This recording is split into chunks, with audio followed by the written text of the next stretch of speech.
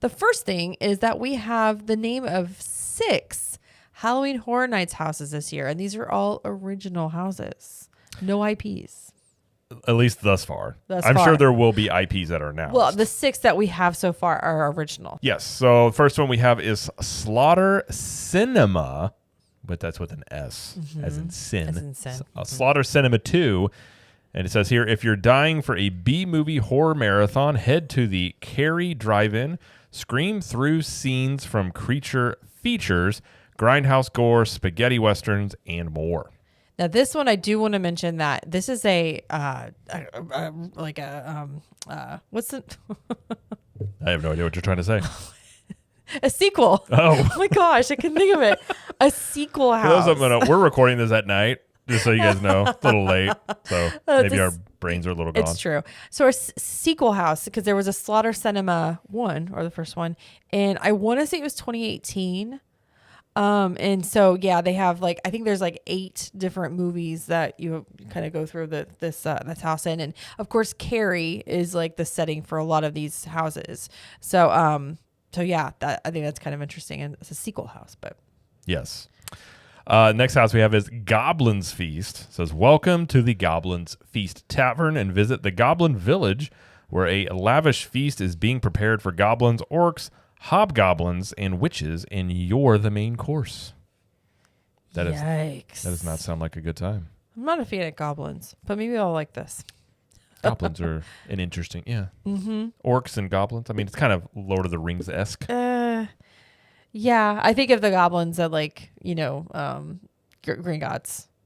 Well, yeah, there's that's what I think of. But yeah.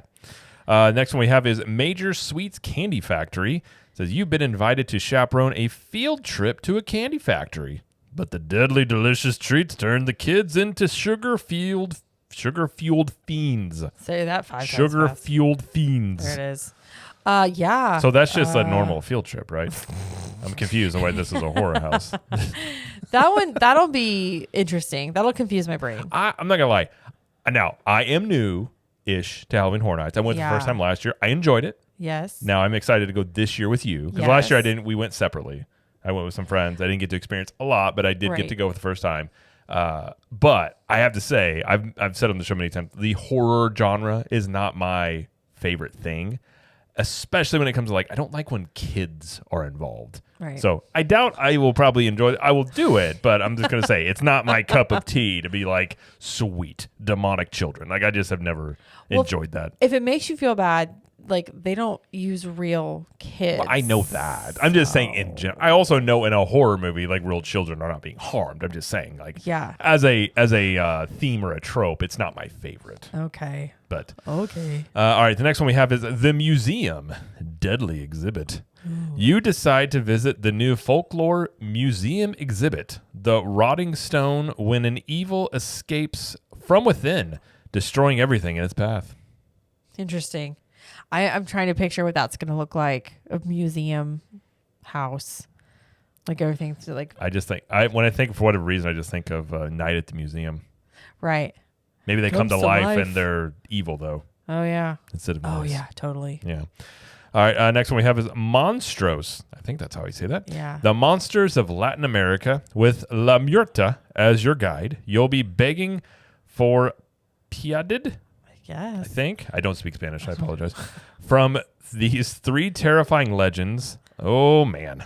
Let's see here. There are 3 that Jared cannot pronounce, and we'll just leave it at that. The only thing I will say is La Cruza. I don't think that's how you say that. I just wanted to roll my R's. La But Chuza? you have I don't know. Tla Shlopichi and El Silban, maybe. I think that one might be right. El Silban, maybe. Silban, I don't know. I'm from the Midwest. We are uncultured on the horror genre in Latin America. I apologize. That's true. I'm not going to act like we are not. expert. We are not. There's many things I know in life. One of those, if you were asking It's me, not. I would say that would not be the one. That I know. Yeah. No. And the last one we have here is Triplets of Terror. You're invited to the Barney Triplets birthday bash, but beware, they celebrate by recreating their family's murders. Oh my gosh. Prepare for a gory gathering. So that one's going to terrify me. these are very positive things. But gosh. those are 6 of the 6 of them. original IP haunted houses that they announced. I mean, technically it's not an IP, but I get what you're saying. Well, I just mean in terms of like, it's not like a movie franchise or something like that. Right. So there's 6. There's 10 total that they'll have during Halloween Horror Nights. So there's 4 we haven't learned about yet. 1 is assuming it'll, I think Ghostbusters Probably is one of them. Mm-hmm. There's another horror movie coming out, and it would coincide well with it. And I can't. Five Nights at Freddy's. Well, okay, so that's what I was thinking. Maybe Five Nights at Freddy's, because that one would make a lot of sense. It's really so popular. maybe that one. But I thought they would have done that one last year, to be honest. But it was. Well, but, no, it didn't come. Well, it wasn't out yet. Right. Or like it came well, out I thought like maybe right they after. would coincide it, but yeah, I mean, it was a pretty big hit, or I say a decent hit for him. So I could see that. Yeah. Now, one thing I will say, coming in from, a lot of people talk about everything has to be an IP based when it comes to theme park, which is mostly true. But one thing I do appreciate about Halloween Horror Nights is they do have these like original stories they create for these houses. Oh yeah. So that part is kind of, now granted, if you're not into the horror genre, it may not be something you necessarily like, but they are very inventive with those things. As someone that's not a huge horror fan anyway, kind of like you are, I don't even see it. I kind of just look past it. Right. Because I'm like, okay, this is not real. Just it's in my brain. It's not real. And I go into it like appreciating the creativity and the set pieces and the scare actors, like what they're able to accomplish. And that's what I like about Halloween Horror Nights.